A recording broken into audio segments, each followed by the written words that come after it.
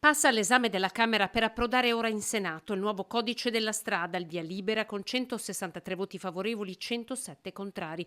Tra le novità contenute nella riforma un inasprimento delle pene per chi guida sotto l'effetto di alcol e droga oppure utilizzando il cellulare. In questo caso la patente è sospesa per un periodo che va dai 15 giorni fino ai 2 mesi, multa fino a 2.588 euro.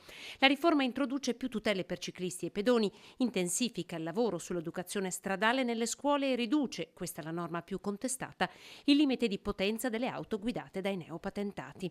In Veneto trova piena approvazione. Plaude al lavoro del ministro Matteo Salvini il presidente del Veneto Luca Zaia, che parla di stretta necessaria, annotando la maggiore attenzione rivolta ai giovani e responsabilizzazione di chi si mette alla guida.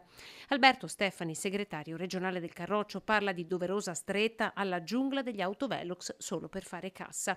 La riforma prevede infatti che non sarà più possibile mettere autovelox nelle aree con limite sotto i 50 km orari. Inasprisce però le multe per eccesso di velocità. Si pagherà fino a 1.084 euro. Patente sospesa fino ad un mese in caso di recidiva. Anche a Venezia sarà possibile accertare e sanzionare la velocità dei natanti grazie al Barca Velox, che il decreto introduce in via sperimentale. In monopattino non sarà obbligatorio indossare il casco e i mezzi dovranno avere assicurazione e contrassegno in vista. Potranno circolare, ma non fuori dai centri urbani.